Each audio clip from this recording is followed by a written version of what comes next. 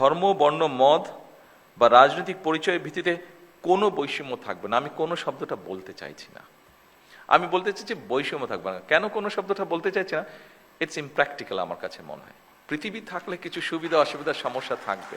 আমরা একটি প্রযুক্তি নির্ভর, জ্ঞানভিত্তিক এবং নৈতিক রাষ্ট্র গড়তে চাই, যা আপনাদের সামনে এতক্ষণ আমি আমার নিজের কথাটি বলার চেষ্টা করেছিলাম। আমার মনে হয় আমরা যদি সেটি করতে সক্ষম হই, তাহলে এই যেই লাইনটি আমি পড়লাম, নিশ্চয়ই একসময় গিয়ে আমরা সেটি করতে সক্ষম হব।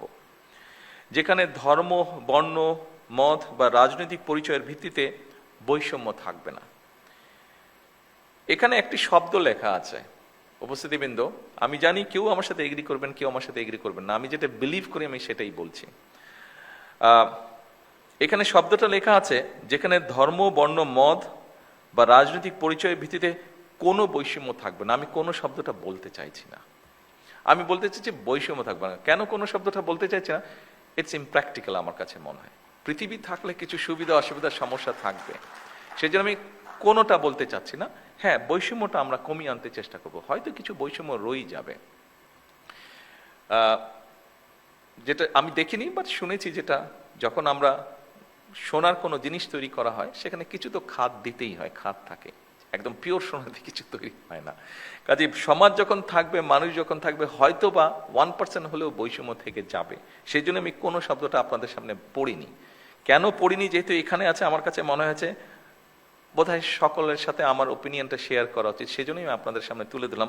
কোনো শব্দটা কেন আমি উচ্চারণ করিনি। সকল উপস্থিতিবৃন্দ, আসুন, জাতীয় ঐক্যই হচ্ছে আমাদের সবচেয়ে বড় শক্তি।